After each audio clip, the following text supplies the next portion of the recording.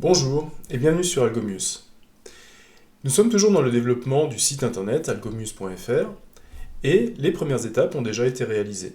Nous avons maintenant un cahier des charges qui nous permet de savoir où nous voulons aller au moins avec cette première phase. Nous avons réalisé nos wireframes pour savoir quel aspect vont prendre les différentes pages, donc quels éléments vont s'y trouver, même si pour l'instant on n'a pas un aspect très graphique avec les wireframes. Et nous avons mis en place une charte graphique qui va nous permettre de savoir quelles sont les couleurs que l'on va utiliser, quelles sont les polices, quelles sont les différentes règles que l'on se fixe pour le logo par exemple, ou les pictogrammes. Donc tout ça c'est quelque chose que nous avons déjà réalisé et que vous pouvez retrouver sur des vidéos qui sont déjà en ligne. Maintenant, à l'aide de tous ces éléments, nous allons constituer la maquette. Le but de la maquette en fait est de donner simplement une idée du site définitif. Alors il n'y a pas encore de codage derrière, c'est simplement un visuel, mais qui va nous permettre de valider nos choix de couleurs, qui va valider nos choix de police, ce genre de choses, et qui va nous permettre de voir si ce sont les bons. C'est une étape qui va nous permettre justement de voir que parfois les choix ne sont pas les bons et de pouvoir modifier les choses avant même d'avoir écrit une ligne de code. Effectivement, plus on s'aperçoit tôt dans le projet qu'une erreur a été commise, et bien plus tôt on corrige une erreur, moins cela va poser de problèmes, moins cela va prendre de temps. Imaginez que le projet soit déjà terminé et que nous ayons tout à modifier à la fin, cela risquerait de prendre un énorme temps de maintenance. Donc la maquette permet de voir avec le client, de discuter avec le client et d'être sûr en fait que c'est bien cela qui a été demandé avant de se lancer dans la programmation. Moi je suis toujours sur un projet un petit peu simplifié, c'est-à-dire que je suis mon propre client, donc c'est-à-dire que ça me facilite grandement les choses puisque la validation se fait au moment de la création. C'est à la fois moi qui vais créer les maquettes et c'est moi qui vais les valider. Ça facilite déjà beaucoup les choses, mais il ne faut pas oublier que les maquettes, ça reste un document de travail lorsque l'on est en situation réelle. Bon, alors penchons-nous sur le sujet des maquettes et voyons ce que l'on peut faire à ce niveau-là. Alors, le site maintenant a déjà évolué, algomus.fr a évolué et possède maintenant déjà sa charte graphique. Comme d'habitude, je mets tout en ligne, c'est-à-dire que tous les passages par lesquels je passe, toutes les réflexions que j'ai ou tous les sites sur lesquels je me documente, en fait, vont se retrouver directement sur le site algomus.fr. Ça vous permettra de suivre le cheminement complet que j'ai appliqué pour créer mon site internet. Donc, pour la mise en place de maquettes, on va utiliser cette fois-ci un outil un petit peu plus professionnel que l'était Paint pour les wireframes. Nous allons utiliser Figma. Figma est un outil assez intéressant, puisque d'une part, il a une version gratuite qui nous permet de le tester. Donc, la version gratuite correspond parfaitement à mes besoins. J'ai pas besoin de grand-chose. Je travaille tout seul, j'ai pas de travail collaboratif. Je suis sur un site qui est quand même assez restreint. Il y a un petit nombre de pages et un petit nombre d'éléments. Donc, normalement, je peux largement continuer à travailler avec la version gratuite. La seule chose qui pourrait m'embêter un petit peu dans la version gratuite, c'est qu'il n'y a pas d'historique. On va juste présenter un petit peu Figma et les différentes possibilités que vous avez. Donc moi je suis sur la partie starter.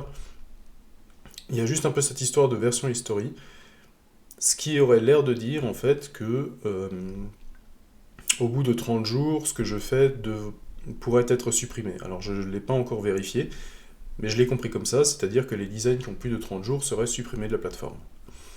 Si vous voulez un usage beaucoup plus professionnel pour créer vos maquettes, si vous êtes à plusieurs à travailler sur le projet, que vous avez des choses à voir ensemble, eh bien Figma propose justement d'avoir une version payante qui vous propose plus de fonctionnalités. Là, vous allez pouvoir travailler en équipe et vous avez aussi des fonctionnalités avancées quand vous êtes vraiment sur une grande organisation. Donc, la version starter est vraiment bien pour voir les bases un peu du logiciel, que l'on abordera plus tard. Et puis ensuite, si jamais vous travaillez avec en entreprise, eh bien on sera sur une version sûrement plus évoluée. Alors qu'est-ce que je veux faire avec ma maquette? Comment je vais la constituer? Eh bien j'ai déjà deux éléments essentiels qui vont me servir à créer ma maquette, qui sont le wireframe et la charte graphique. Le wireframe, je vous le rappelle, c'était déjà une liste d'éléments. Donc si on parle un petit peu de la page d'accueil, eh bien tout simplement le wireframe de la page d'accueil ressemblait à quelque chose comme ça. Il reprenait simplement les éléments, mais il n'y a aucune identité graphique, aucune couleur, aucun logo. Simplement les différents éléments et leur disposition. Bien. De l'autre côté, nous avons notre charte graphique qui détaille le logo, la couleur du logo, la forme du logo, les polices utilisées. Donc là, on a choisi les polices Oswald pour les titres et Source sans pro pour les textes. et on a validé un schéma de couleur qui va pouvoir être utilisé dans notre site.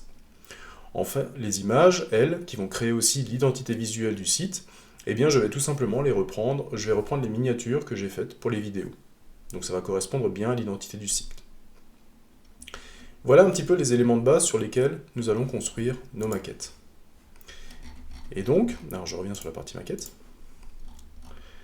Nous avons nos wireframes et nous allons donc mettre en place nos maquettes. Et pour cela, nous allons effectivement utiliser Figma. Donc j'utilise Figma, alors je suis sur la version starter, je vais aller dans mon compte, et quand vous allez créer votre compte dans Figma, on va vous demander finalement de créer une team, une équipe. Donc moi j'ai mon équipe qui est ici, qui s'appelle Algomius, voilà. Et je vais récupérer simplement tous les éléments de mon projet. Donc j'ai mon projet Algomius qui est ici, je vais cliquer dessus, donc j'ai un chargement de page. Alors, je n'ai rien, la partie de gauche va vous permettre de naviguer dans les différents éléments de votre page. Donc là, vous voyez que je suis sur la partie wireframe. Alors, wireframe, je ne les ai pas fait dans Figma, donc effectivement, mes wireframes ne sont pas là. Moi, je vais travailler plutôt dans maquette. Maquette, vous voyez que toutes mes maquettes sont présentes. Maquette de site sous desktop et maquette de site sous smartphone avec une largeur plus petite. C'est intéressant déjà de réfléchir aux deux versions, puisqu'en fait, maintenant, cette année-là, effectivement, on a plus de 50% des gens qui naviguent sur les sites internet qui le font avec un smartphone. Donc l'utilisation de la version smartphone, en fait, c'est bien d'y penser depuis le début, de voir un petit peu la disposition que ça peut avoir. Alors, on est d'accord, sur la disposition, il y a encore beaucoup de choses qui peuvent évoluer, beaucoup de choses à améliorer. Pour l'instant, vous voyez que j'ai pas le menu, par exemple, sur mon smartphone ne se transforme pas en menu burger ou quelque chose comme ça. Tout simplement parce que je voulais que mon site soit livré avec le minimum d'éléments qui permettent d'accéder aux vidéos. La transformation du menu en menu burger quand on est sur smartphone, c'est quelque chose qui pourra venir par la suite, et ce sera une évolution du site. Pour l'instant, je voulais quelque chose d'assez simple et assez rapide à mettre en place. Donc voilà, j'ai créé mes pages à chaque fois, donc la page d'accueil, tout à gauche, ensuite sa version en version smartphone, c'est-à-dire qu'elle reste lisible sur smartphone, hein, c'est pas simplement la page d'accueil qui a été compactée, mais on va reprendre des autres dispositions pour les miniatures ou ce genre de choses, pour le menu. J'ai aussi donc une page qui va reprendre les différents algorithmes, ou les différents thèmes de programmation, les différentes vidéos. On va avoir une page qui va parler du projet, c'est-à-dire qui va détailler toute l'avancée du projet et voir par toutes les étapes par lesquelles je suis passé. Et vous voyez que chacune de ces pages a sa version smartphone. Alors comment ça marche tout simplement? Eh bien dans Figma, alors il y a plein de fonctionnalités, hein. Vous pouvez zoomer et dézoomer comme sur n'importe quelle application, vous maintenez la touche contrôle et vous jouez avec la molette de la souris. Ça va vous permettre de zoomer ou dézoomer sur votre maquette. Lorsque vous voulez créer une maquette, on va juste regarder un petit peu les fonctionnalités de base. En fait, ce que vous avez besoin, c'est en haut dans les commandes, donc vous avez votre pointeur, et le deuxième, en fait, va vous permettre de créer une nouvelle frame. Sur Frame, vous allez voir que le menu à droite de Figma s'affiche, et il va vous proposer, est-ce que vous voulez une frame desktop, et donc il va vous en proposer plusieurs, est-ce que c'est une desktop classique, est-ce que c'est pour une MacBook Air, est-ce que c'est pour une télé, ou ainsi de suite. Donc si vous cliquez sur desktop, je vais prendre simplement une desktop classique, et donc vous voyez qu'il va me donner la largeur d'une frame desktop. Et donc je pourrais mettre mes éléments à l'intérieur. Si je veux créer une frame pour téléphone portable, eh bien tout simplement je vais repartir sur l'outil frame, et cette fois-ci je vais aller chercher dans phone, comme téléphone, hein, et je vais chercher par exemple, je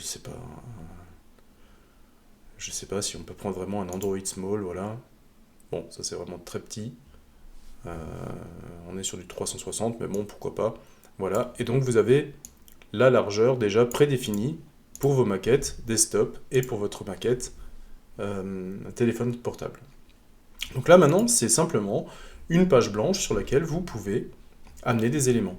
Donc je vais zoomer dessus. Hop, on va essayer de zoomer dessus et on va prendre simplement cette partie-là. On va se consacrer à cette partie-là. Et par exemple, je vais encore zoomer un petit peu dessus, voilà. Comme ça, je vais cacher un peu les autres. Et donc sur cette partie-là, on peut simplement venir amener tous les éléments.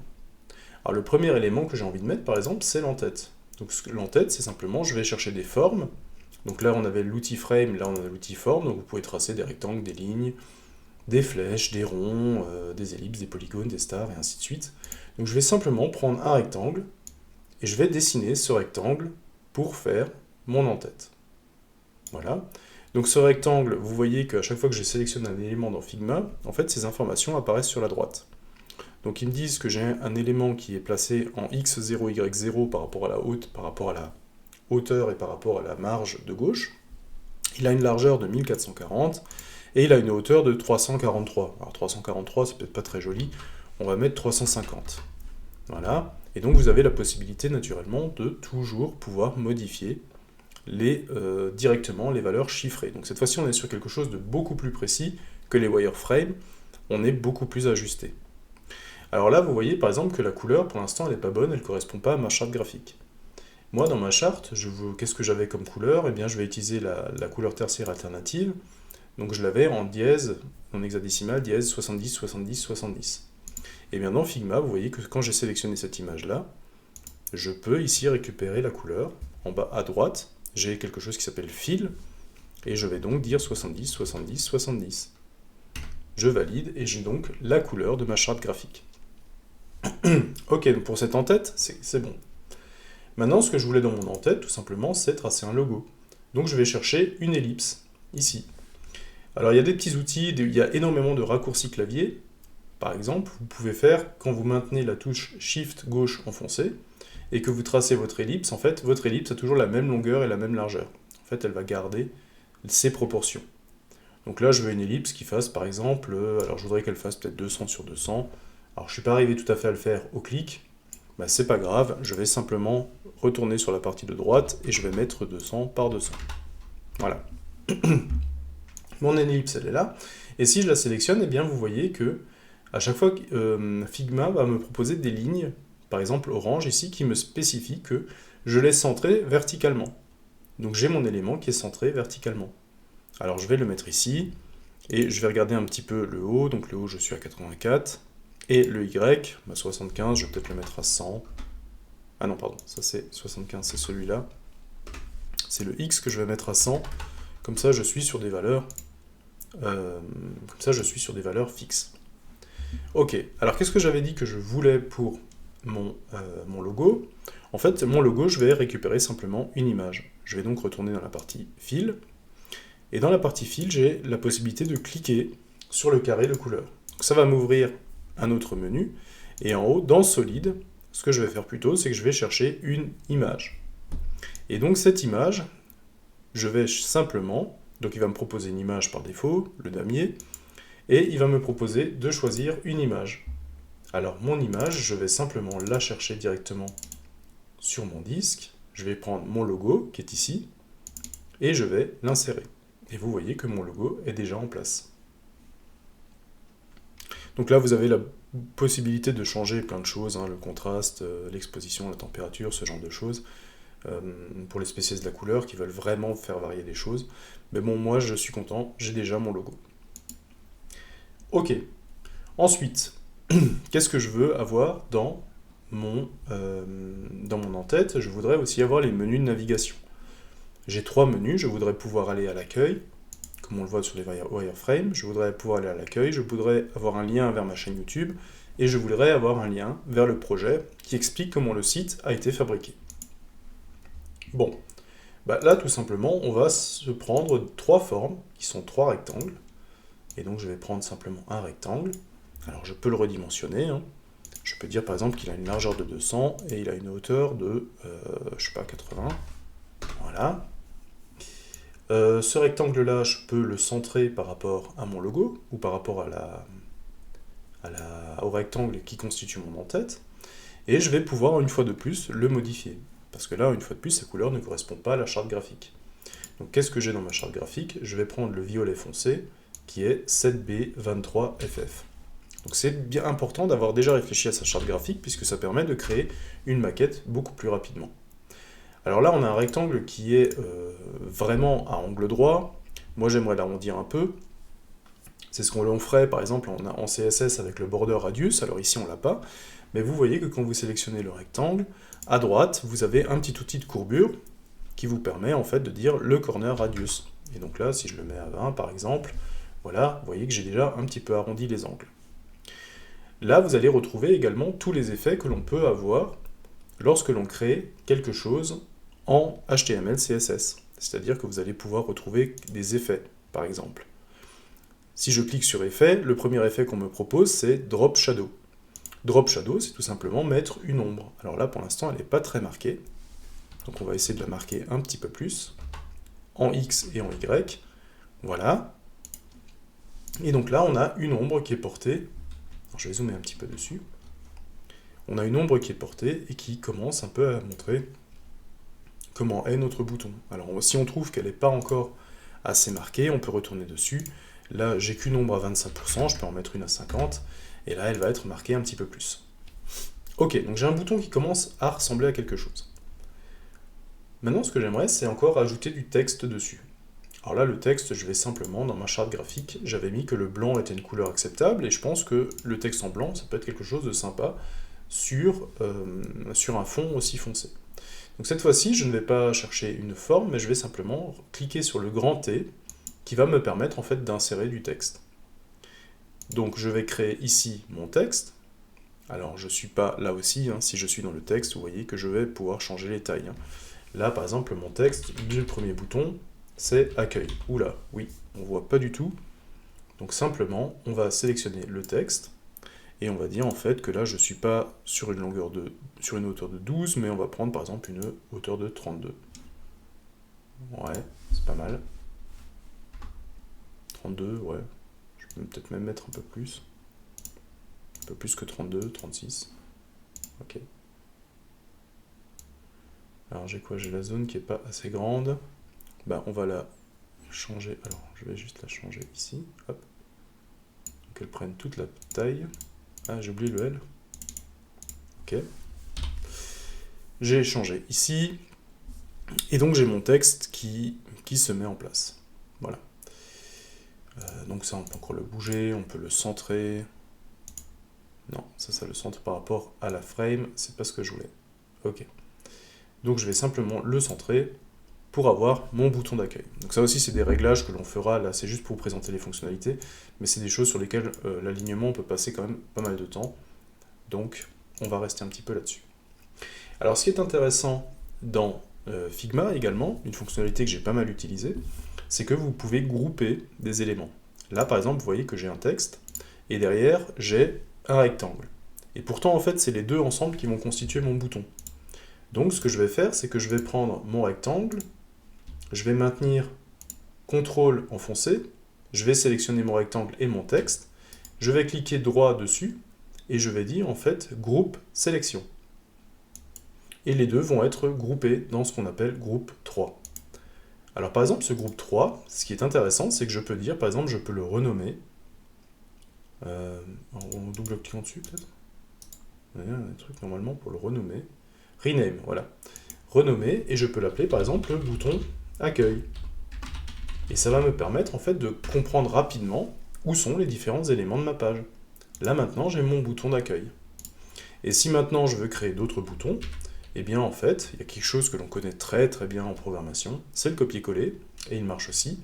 Je fais un CTRL-C, CTRL-V, alors ça a marché, sauf que le problème c'est que ça le copie exactement au même endroit, donc on va le décaler un peu, et j'en recrée encore un, et voilà, j'ai donc mes trois boutons.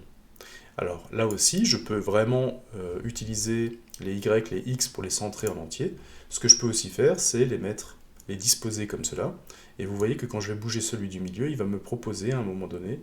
Ah, tiens, eux, ils sont pas groupés. Je pensais que la copie allait les grouper quand même. Donc ils sont pas groupés. Bon, c'est pas grave, hein, on va juste les grouper. Donc on est sur le bouton d'accueil, il est bon. Ça, c'est bon.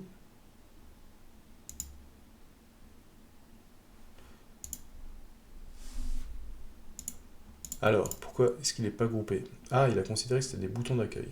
Ok. Donc, ça et ça, c'est le bouton d'accueil du début. Et là, il m'a créé simplement des boutons d'accueil. Alors ça, c'est pas le bouton d'accueil, hein, donc on va simplement le rename. Et ça va être le bouton projet. Voilà, et le bouton projet, on va simplement le décaler dans l'arbre. Donc j'ai mon bouton projet, j'ai mon bouton accueil. Ça, c'est pas le bouton accueil. Ça, je vais le rename en bouton YouTube. Vous voyez qu'on peut simplement modifier des choses dans l'arborescence. Donc j'ai mon bouton projet, j'ai mon bouton YouTube et j'ai mon bouton accueil. Donc là, on va mettre simplement YouTube. Là, on va mettre projet. Donc si vous avez besoin de modifier un élément de quelque chose qui a déjà été groupé, en fait, vous pouvez simplement aller le chercher dans l'arbre. Le bouton YouTube va par exemple toujours contenir le cadre et va toujours contenir le texte. Donc là, vous pouvez aller changer l'un ou l'autre. Donc je vais juste modifier ça. Alors je pensais qu'il me montrait les... Alors là, je suis centré par rapport au milieu de la frame. Donc là, je vais le garder, celui-là. Et les autres, voilà, il me le dit. Mais là, j'ai par exemple, si je mets maintenant mon bouton ici, j'ai 82. Alors je vais reprendre. Si je le mets ici, j'ai 82 entre l'accueil et YouTube, et j'ai 82 entre YouTube et projet. Donc en fait, vous voyez que Figma m'apporte plein de modifications, plein d'informations qui vont me permettre justement de centrer, d'aligner, de ce genre de choses, assez rapidement les différents éléments. Donc voilà, j'ai déjà créé, en fait, mon en-tête avec mon logo, mes 3 boutons, et je vais simplement, si j'ai besoin de continuer, eh bien, je vais continuer dans ce sens-là. Je vais à chaque fois pouvoir utiliser les différents éléments. Ah, il y a un truc que j'ai pas fait, en fait, et effectivement, c'est j'avais dit que la police, en fait, était quelque chose d'important pour moi aussi, dans ma charte graphique. J'avais une police Oswald pour les titres, et j'avais une police Source sans Pro pour les différents textes. Alors là, c'est quelque chose que j'ai pas mis en place, et donc je vais sélectionner simplement le projet, par exemple, le texte de mon projet, et vous voyez que la police, pour l'instant, elle est en régular. Hein. Régular, ça veut dire que je peux aussi la mettre en gras, en semi-gras, en médium, en souligné, ainsi de suite. Et je suis sur la police, pour l'instant, inter. Et donc moi, j'ai dit que, pour les titres, je voulais avoir la police Oswald. Donc vous voyez qu'il y a une grande variété de polices que l'on peut sélectionner. Et moi, je veux donc récupérer dans cette liste-là la fonction Oswald. Alors, oui, elle est vraiment longue, cette liste. Là, Oswald. Voilà. Et donc, je vais pouvoir récupérer cette police-là. Donc, encore une fois, je vais essayer de la centrer. Voilà, je vais faire pareil pour YouTube, qui est aussi en inter. Je vais passer en Oswald. Alors, j'utilise pas toutes les capacités de Figma, parce que je ne l'ai pas utilisé, je l'ai utilisé simplement pour faire mes maquettes, mais je sais qu'il y a des gens qui l'utilisent de façon beaucoup plus professionnelle, et qui vont donc simplement arriver à faire en sorte qu'un objet soit un modèle pour les autres objets. Ça, j'ai vu qu'il y avait une fonctionnalité que l'on pouvait utiliser, c'est-à-dire que vous pouvez créer votre thème bouton, et vous pouvez avoir d'autres objets qui sont de type bouton. Donc ça, c'est quelque chose sur lequel je ne suis pas allé. Je suis pas allé voir les fonctions avancées de Figma, mais je sais que c'est des choses que l'on peut faire. Naturellement, il y a énormément d'informations sur Internet, sur Figma, de la part de personnes qui sont plutôt des développeurs front. Je pense notamment à GraphiCart, de nouveau, qui fait d'excellents tutos là-dessus, ou par exemple FreeCodeCamp, qui parle énormément de Figma aussi. Et donc là, vous voyez que j'ai les bonnes couleurs, j'ai la bonne police, j'ai le bon logo, avec les bonnes couleurs aussi, et je commence vraiment à avoir quelque chose qui va ressembler à ma maquette. Et donc il suffit que je continue, et je vais obtenir finalement les résultats. Ici, tout simplement, vous commencez à voir que mes titres, c'est simplement des rectangles qui ont été arrondis et ombrés. Pareil pour les fonds, les images ont simplement été récupérées. Je peux aussi insérer simplement des images, hein, vous l'avez vu avec fil. Là, j'avais fait pour le logo, j'avais fait un fil dans un cercle, et bien je peux faire un fil aussi dans un rectangle, ce qui va me permettre d'afficher une image. Et donc vous voyez qu'avec très peu d'éléments, finalement, on peut construire nos premières maquettes. Et encore une fois, je n'ai présenté que les fonctionnalités de base de Figma, hein, juste pour un peu une entrée en matière. Mais pour des gens qui font énormément de maquettes, eh bien, il y a des fonctions beaucoup plus avancées, comme par exemple, vous pouvez créer des styles, et donc appliquer un style que vous avez créé à chacun des objets. Vous avez toutes les possibilités, tout ce que vous pouvez faire en HTML, CSS, eh bien, vous pouvez le faire dans Figma, et vous avez même la possibilité de rajouter des modules pour des choses dont vous pourriez avoir besoin mais qui ne sont pas de base dans Figma, Comme par exemple, si vous faites un site de maquette et que vous n'avez pas forcément des textes à la base, eh bien vous pouvez récupérer des modules qui vous remplissent la page avec des données anonymisées. C'est-à-dire qu'ils vont vous chercher une liste de personnes, voilà, ça va prendre un nom, prénom, ce genre de choses, et ça va vous compléter votre page avec des informations fictives. Mais au moins ça vous donnera l'idée à quoi va ressembler votre page une fois qu'elle sera terminée.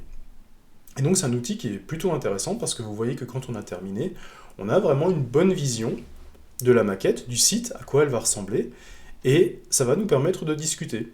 Lorsque j'ai créé mon site, il y a des choses dont j'étais pas très satisfaite, que j'ai pu modifier. Il y a des couleurs qui ne collaient pas trop, sur lesquelles j'ai apporté quelques modifications.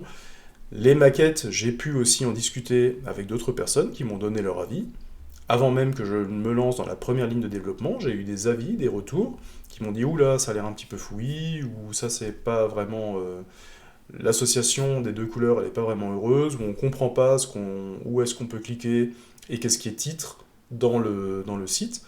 Et bien toutes ces remarques, on peut déjà les reprendre à ce niveau-là, alors que pour l'instant, on n'a fait qu'une maquette, on n'a encore rien développé, et donc on n'a pas de code à modifier derrière. Donc c'est une première étape qui est vraiment intéressante pour pouvoir justement avoir un document de travail et pour être sûr que lorsqu'on va se lancer dans le site, eh bien on a pris en compte tous les paramètres pour réaliser un site correct. Alors voilà pour cette étape de maquette, donc on sent qu'on arrive au bout de notre site, on sent déjà maintenant qu'on a une identité, on a un visuel, on a déjà une bonne idée des pages, à quoi elles vont ressembler, et qu'est-ce qu'elles vont contenir, et donc on a tout ce travail préparatif, en fait, est là pour nous faire gagner du temps au moment où nous allons développer. Effectivement, tout en réalisant ce travail de maquettage, eh bien, nous avons aussi répondu à des questions du genre qu'est-ce qui va se retrouver dans l'entête, qu'est-ce qui va se retrouver dans le pied de page, comment j'ai envie d'avoir mes éléments.